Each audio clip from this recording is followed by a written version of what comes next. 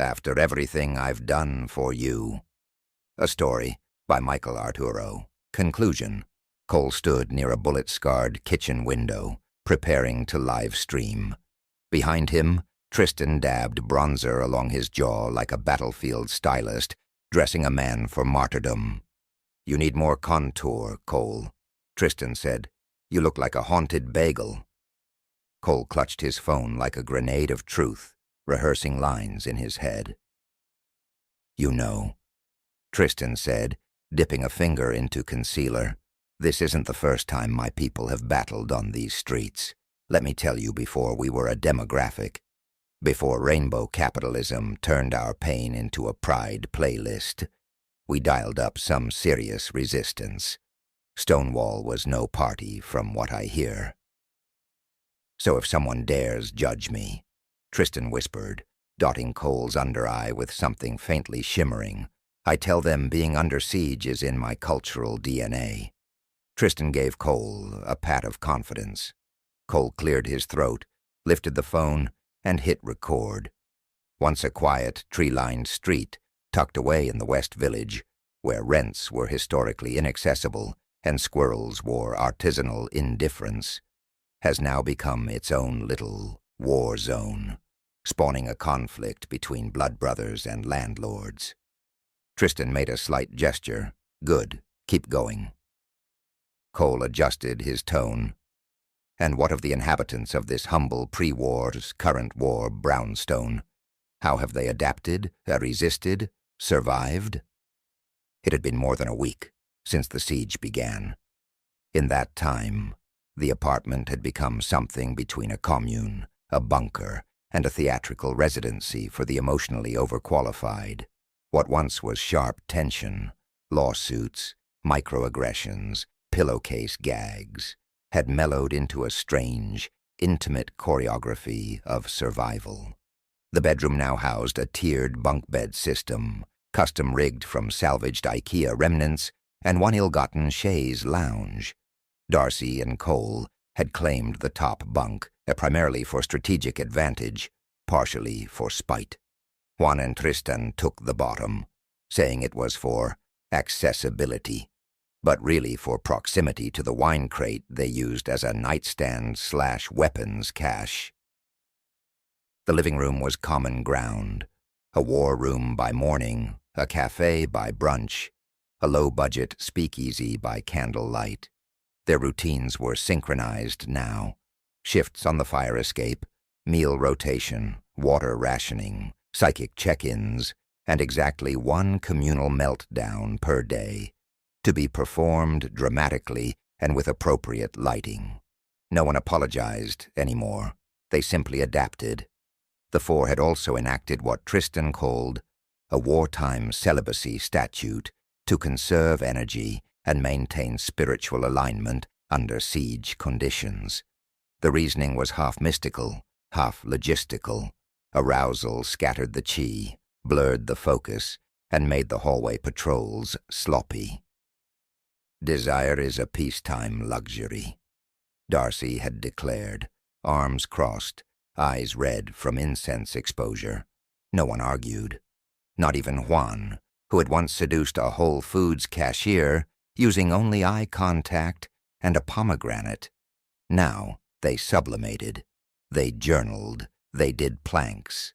AOC barked anytime someone lingered too long near another's bunk, a tiny moral enforcer in faux fur. The system worked, sort of. They were tense, yes, but profoundly alert.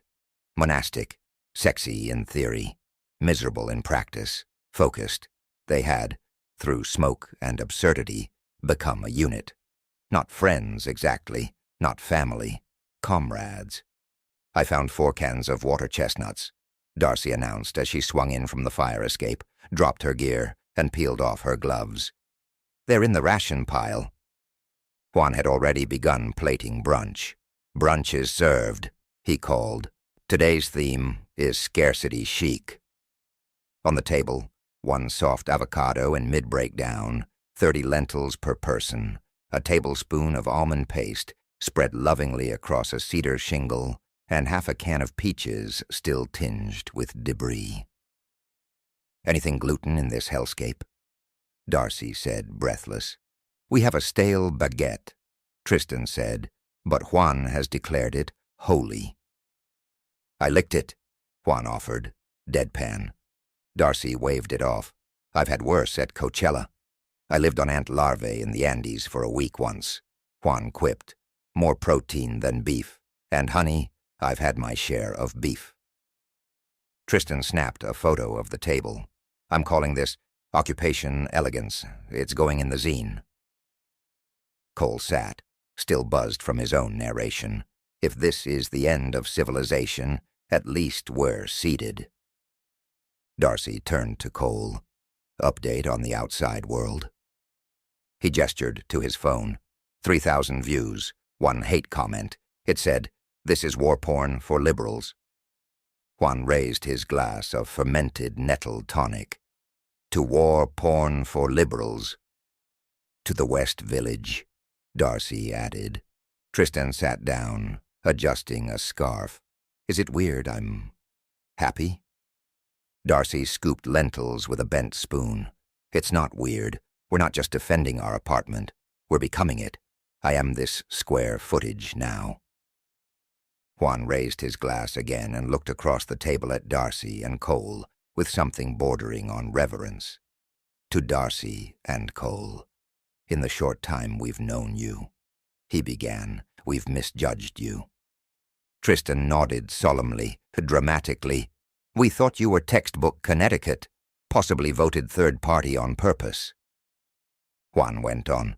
We kink-shamed you out of our insecurities, and for that, we apologize. Tristan added, who are we to judge another person's thruple fantasy? We're all sexual beasts in the end.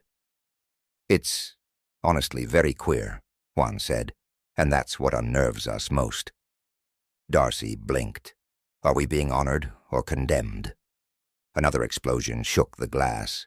AOC scurried under the table, dragging an unexploded tear gas canister she'd claimed as her toy.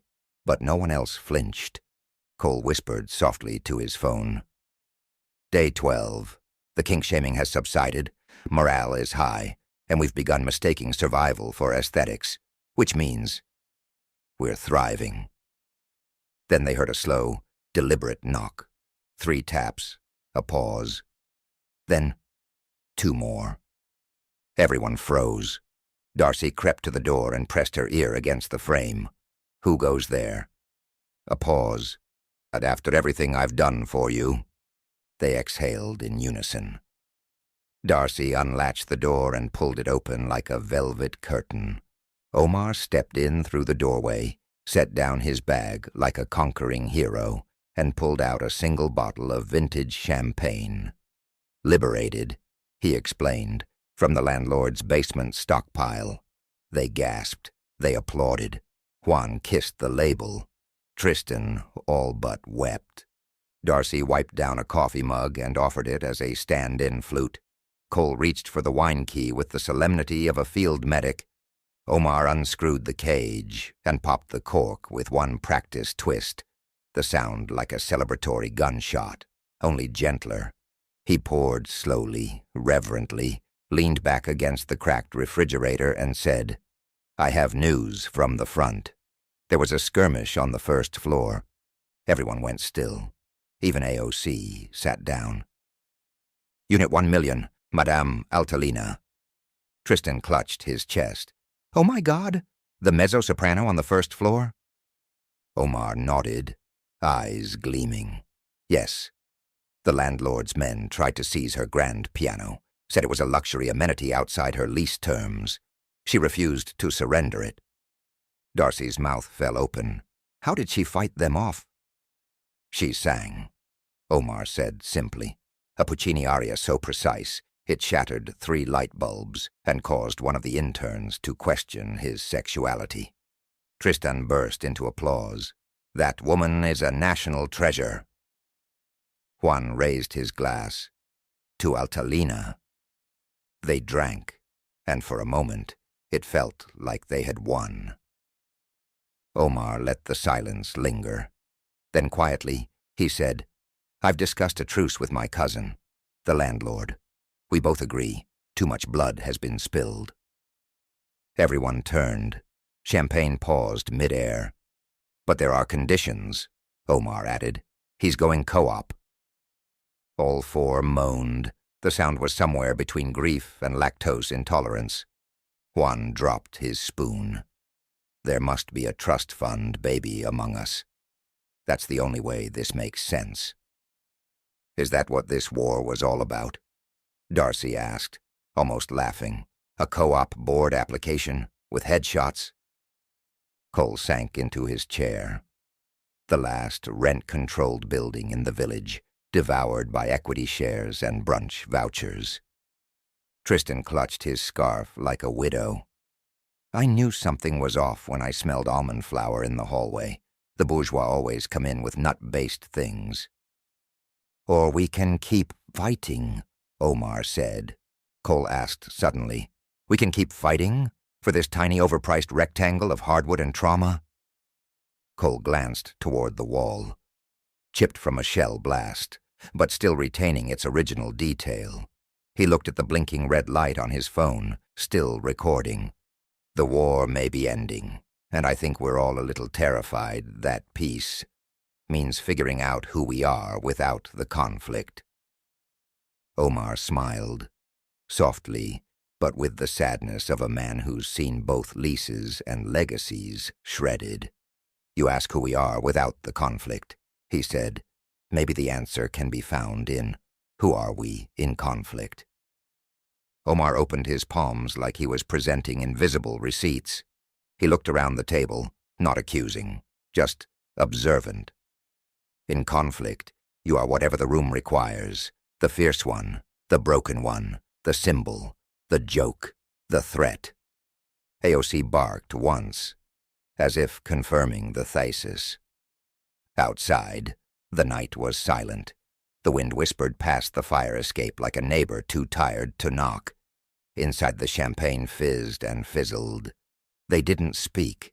They didn't need to. The war might be over, but they had their square footage, their routines, each other. And in New York, that's more peace than most ever get. Cole's voice cut the silence. Has anyone here actually seen the landlord? He asked slowly. I mean, in person, with Omar, in the same room. Everyone turned. Juan blinked. Oh my God. Cole pressed on. Think about it. Omar disappears and the landlord attacks. Omar appears again, champagne in tow. Now the war's over. It all makes sense, Cole. When Tristan asked Omar if the Israeli landlord was attacking us, he said, technically, I'm more Israeli than he is. Tristan gasped. This is like Andrew Lloyd Webber produced a one-man Phantom of the Opera, but instead of a mask, it's a co-op board. You may be sexy as fuck, Omar, but you're nothing but a charlatan. Omar didn't flinch. He merely adjusted his scarf, then said, with great calm, they say the same thing about the landlord. That gave them pause. They think I'm the illusion, that there is no realtor, just a landlord with good taste and an overactive imagination. Darcy narrowed her eyes. So what are you saying? I'm saying, Omar said, standing, it's convenient for you to eliminate one of us. It's convenient to declare one side fake. If you erase the agent, you erase the betrayal. If you erase the landlord, you erase the power. Either way, you deny there's even a victim, or a villain. You make the whole war abstract. Omar walked to the window again, staring out through the fractured glass. You know the real tragedy, he said. Once you pick your side, you have to live there, even after the fighting stops. My cousin and I will never change. He calls me the squatter. I call him the occupier. But the truth is, we both have keys. War casts us in these roles, and once you've been cast, no one remembers it was a family story. Peace? He shrugged. Peace would mean stepping out of character, and neither of us knows how to do that anymore. Cole studied him, uncertain now if he was staring at a man, a myth, or the most successful housing scam in Lower Manhattan. But Omar simply turned and smiled, that same vague, radiant ambiguity. "I just want you to be happy," he said, "after everything I've done for you." Omar looked at each of them, his face glowing with the quiet dignity of a man who'd duct-taped a dream together more than once. Juan translated, "My New Yorkin grandfather used to say, 'If you're going to screw me, at least kiss me first.' I'd say Omar accomplished that." Omar smiled faintly. "You're welcome." And just like that, he stepped away and vanished into the hallway. No one spoke for a moment. They stood there, glasses in hand, watching the empty doorway like it might speak again. Then Tristan raised his glass. "To the co-op." Juan clinked his. "To the absurdity of shared ownership." Darcy nodded. "To whatever this is now." Cole looked around the apartment. The scorch marks, the bunk beds, the tiny war they'd made a home in, and said softly, "To enduring." And they drank quietly, roommates now, and something that could only happen in Greenwich Village, and only during peacetime negotiated with Palo Santo and passive aggression. Darcy and Cole, Tristan and Juan came to cohabitate in the tiniest of apartments. 4 souls, and square footage so small it required synchronized breathing. It wasn't a thruple, it transcended thruppledom. It was something stranger, sturdier, beautifully ill-defined. Eventually they bought the place, through a complex arrangement involving ghost LLCs and a failed tech angel in Tel Aviv, and decorated it together. Brutalist shelving, bisexual lighting, and a wet bar shaped like a question mark. AOC remained neutral, loyal only to the scent of power and the rustle of unattended food wrappers. She had switched alliances more times than anyone cared to count. Ultimately, she came down firmly on the side of whoever dropped the most crumbs, and in the new co-op structure, she appointed herself treasurer. No one contested it, so they lived quite happily ever after, or close enough, which in New York is ever after.